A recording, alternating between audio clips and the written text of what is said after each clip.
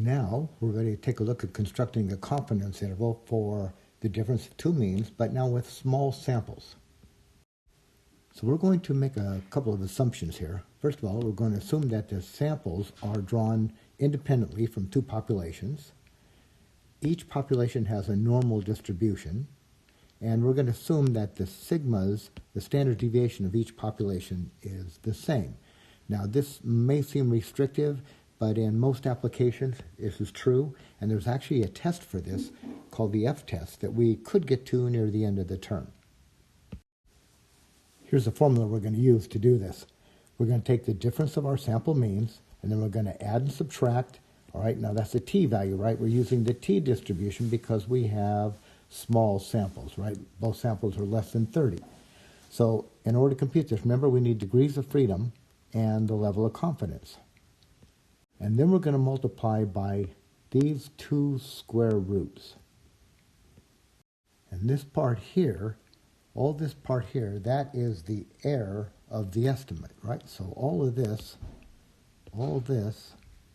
that's the maximum error of the estimate. So what do? We take our difference and then add and subtract the maximum error. Now I know when you look at this formula, you would just like to know where all this comes from. Well, if you really want to know, then what you do is you take an upper division statistics class, and that's where you derive all of this type of thing.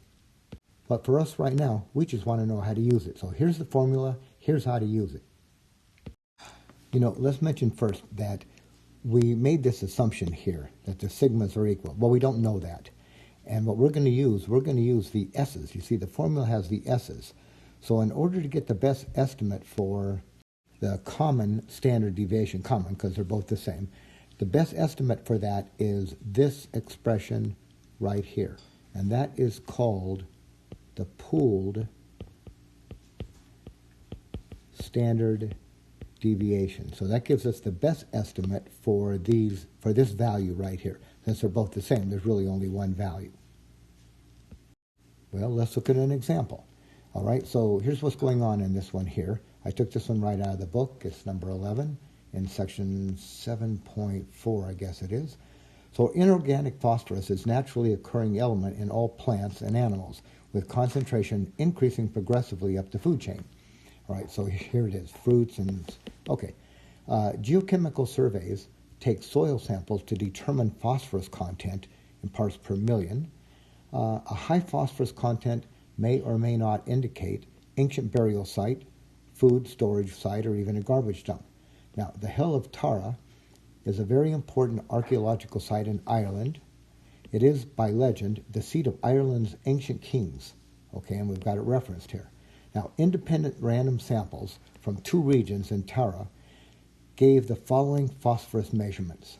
Now, assume that the population distributions are mound-shaped and symmetric.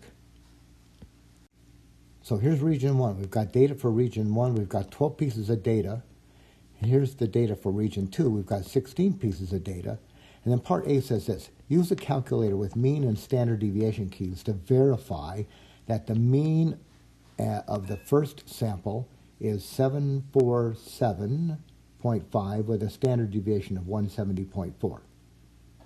So we could do that. We could put this data in and do a one variable statistics on our calculator and verify these numbers.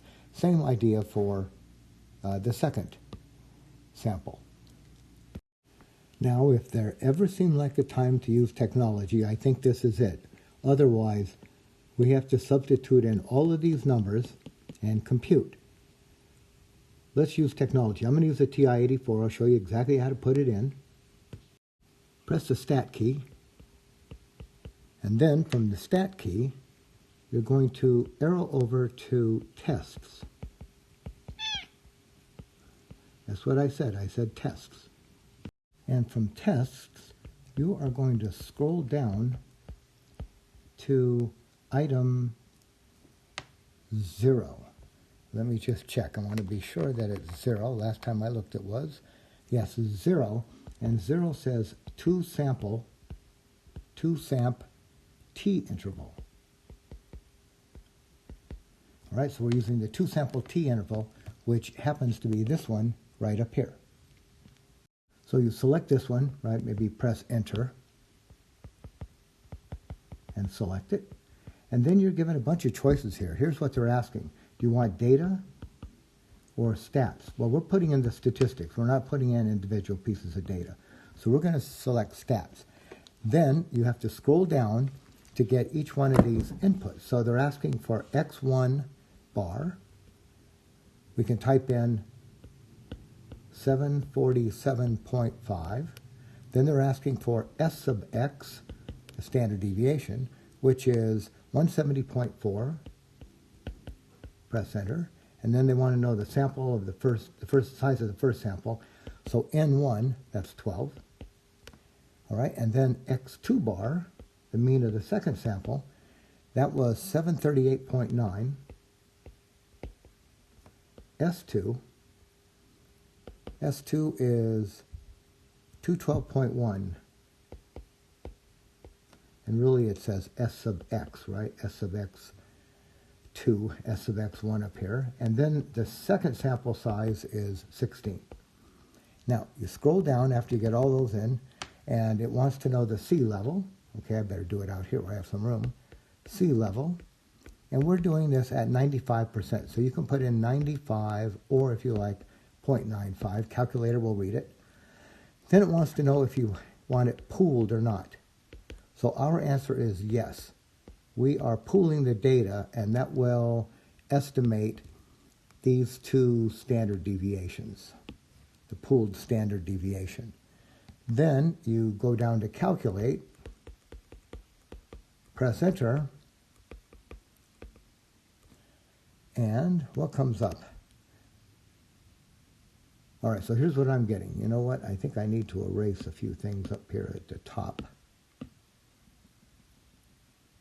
So I'm getting this. I'm getting this interval here. I'm getting the interval, it writes it in interval form from negative 144.9, and then a comma, and then 162.1. 0.1. Then it also gives me a lot of additional information, right? Degrees of freedom. N1 plus N2 minus 2, 26. And then it tells me what the it tells me what all those values were. But here's my interval. So what I'm saying now, all right, now you may be able just to claim that's your interval, but I could write it like this. Negative 144.9 less than or equal to mu1 minus mu2 less than or equal to 162.1. But I might suggest this is even better. You see, when you write mu1 and mu2, you don't really know what mu1 and mu2 is. So why don't we specify that? We could write this. We could write this as negative 144.9 less than or equal to the mean of, say, region 1 minus the mean of region 2 less than 162.1. That's probably a good way to do it, because then it reminds me of actually what I've got, the difference of two means, and I'm dealing with the regions. Now we get some good information out of this. Do you see this interval right here is negative here, positive here, so 0 is included in this interval. Oh boy, let me write it so it's readable. Not that this is readable. All right, so 0 is included in that interval. So it could be that the difference